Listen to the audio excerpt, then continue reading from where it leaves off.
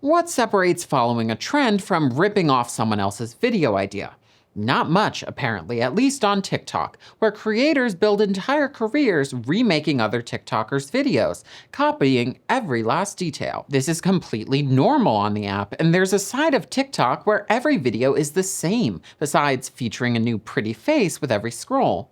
Creators including Natalie Reynolds and Brooke Monk have gained millions of followers by filming carbon copies of other people's videos, with their justification being they're following a trend. Did we win this trend? Reads Natalie Reynolds' caption under a video posted 4 days ago. I like this trend, states Brooke Monk's caption posted in late May.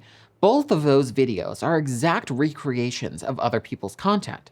Perhaps the trend aspect is that thousands of other people have already made a variation of the original creator's work. But the idea that they're following a trend implies that they're creating a transformative work based on a running theme, not a derivative work that clones the DNA of someone else's content.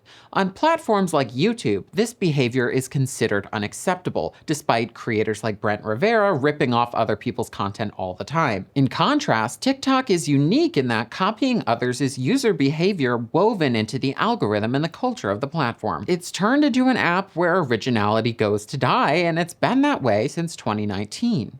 Viral dance trends were already TikTok's bread and butter in the months leading up to the pandemic lockdowns. Young teens were dancing to hit music in their backyards and gaining millions of followers practically overnight. These rising stars built successful content houses around carefully choreographed dances that they did not create. The Hype House was founded in December 2019 and, during the pandemic, represented the pinnacle of TikTok influencer culture. Its members churned out countless videos of themselves dancing poolside as millions of viewers quarantined at home tuned in. While members of the Hype House, such as Addison Rae, were picked from relative mediocrity by Hollywood and went on to become Grammy-nominated artists, the originators of their signature dance moves, like Jalea Harmon, creator of The Renegade, did not garner nearly as much fame. This raised many questions about racial disparities in the entertainment industry and whether or not a shout-out in the caption of a video gives the originator of a viral work enough credit. TikTok creators' takeaway from this controversy was not to come up with their own dance moves, it was to tag the creator of a dance in the caption with the letters DC, short for dance credit, before the @ symbol. While this gave attribution to the original creator of a viral dance, it did not solve the issue people had with this type of content. TikTok dancers were essentially reproducing an original creator's video with the same audio and caption with no fundamental changes besides a different outfit and background. When the app moved on from dances, this copycat behavior was thoroughly normalized, and people started replicating other types of videos while tagging the original creator of a viral idea. Though providing attribution to the originator of a trend is always a good idea, asking permission to recreate their viral video, perhaps an even more important practice, was never widely adopted. Besides, as tens of thousands of people recreated a specific video, communicating with the original creator would often become impossible. It became very difficult to find the original creator of a video idea in the first place, and crediting creators sometimes became a game of telephone, where everyone else would just tag the creator someone else put in their caption, even if the creator wasn't the actual originator of a video idea. If a trend became so popular that no one knew where it came from, creators would stop trying to tag the original in the caption entirely. With many trends, they couldn't do so even if they felt obligated to without conducting a forensic search. Most TikTok users hopping on these trends weren't profiting off their videos at all. They had no audience and didn't get brand deals, so it's not as if they were hijacking others' work for fame and fortune. Making these kinds of videos became a fun activity for people, including myself, to do while isolated from the outside world in 2020. Where things get hairy is when creators start blowing up on TikTok without ever coming up with a single original idea. Some of these creators became very wealthy from hopping on trends, but what separates hopping on a trend from outright intellectual property theft? Ironically, that's a question that countless TikTok commentary creators have already asked, and the YouTube commentary space has some issues with summarizing TikToks in hour-long videos devoid of original thoughts. Though I'm not an expert in copyright law, a video that's an exact recreation of another creator's work may fall under the category of a derivative work, like a modern remake of a classic movie, for example. Just as movie studios must properly license the rights to remake an old film, TikTokers who simply recreate others' videos may be legally required to get permission to do so in certain instances. Of course, few TikTokers are going through the proper legal channels to ensure their videos do not infringe on others' copyrighted work. If I were Natalie Reynolds or Brooke Monk, I'd be concerned about facing legal action considering the size of their platforms. Creators have absolutely been taken to court for copying other influencers' videos, and if I were them, I'd have a member of my team clearing each individual video with the original creator before it goes live. They're betting that no one takes legal action against them, which, to be fair, is a safe bet considering how expensive it is to take a case to court.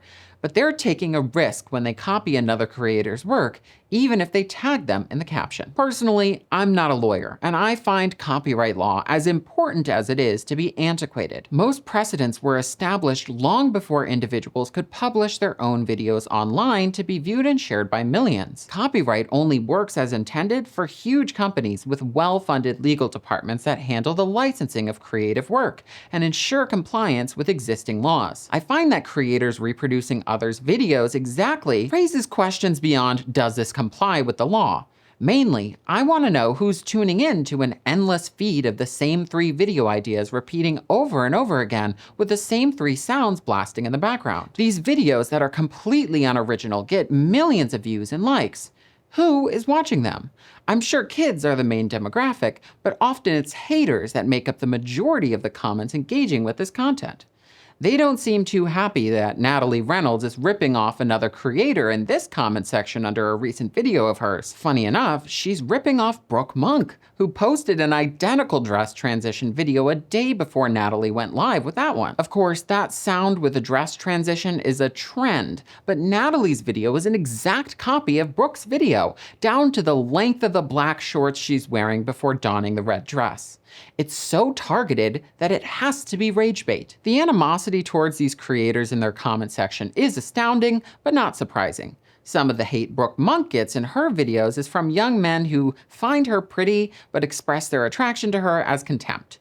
Though Brooke Monk is undeserving of hatred, as she hasn't done anything horrible, Natalie Reynolds has a troubling track record, which I will not get into, that may explain those snarky comments. Whether you like them or not, Natalie Reynolds and Brooke Monk are extremely successful, and their formula of remaking others' content is a proven business model on short-form video platforms. In her very influential TikTok video essay, the creator Dottie coined the term billboard creator to identify this niche that they have carved out for themselves. According to her, these billboard creators are relatively unknown, in that rather than connecting with their audience with original content, they hop on trends aggressively to get their likeness out there and monetize their platform by being the face of brands, despite people rarely even hearing their voice in their TikToks. In a bizarre departure from all previous social media strategies, which prioritize sharing your personality with the world and being original, this new kind of influencer shares very little and builds their platform from other people's ideas. They can't really express themselves, and for good reason. Having a voice as a creator can alienate certain brands, and you have to be open to partnering with anyone. These creators can no doubt charge astonishingly high rates for brand deals, but I wonder whether brands are getting their money's worth. Though they are ultimately profiting off others' ideas, this video is not a moral treatise prescribing a code of conduct that all creators must follow. I just have culture shock when seeing a side of the internet where copying someone's video is totally normal. Whether copying a video idea constitutes a trend or not does not make that practice creatively fulfilling, at least to me. Perhaps if I was making millions of dollars posting TikToks like that, I would understand where they're coming from. As baffling as it is, what began with teens copying TikTok videos and dances they saw on their For You feed quickly became a revenue-generating machine for the app's top creators. It'll be interesting to see whether their careers stand the test of time, as anyone can recreate a viral video and tag the original creator. Just looking at the notoriously unoriginal Brent Rivera's recent YouTube views after all this time, I suspect Natalie Reynolds, Brooke Monk, and the hundreds of mega influencers like them aren't going anywhere anytime soon. Anyways, I'm Robert Tolpe. Check out my Patreon linked below, and one of my categories gives you exclusive access to my Discord. And don't forget to like, comment, share, and subscribe, and I hope you have a great week. Bye-bye!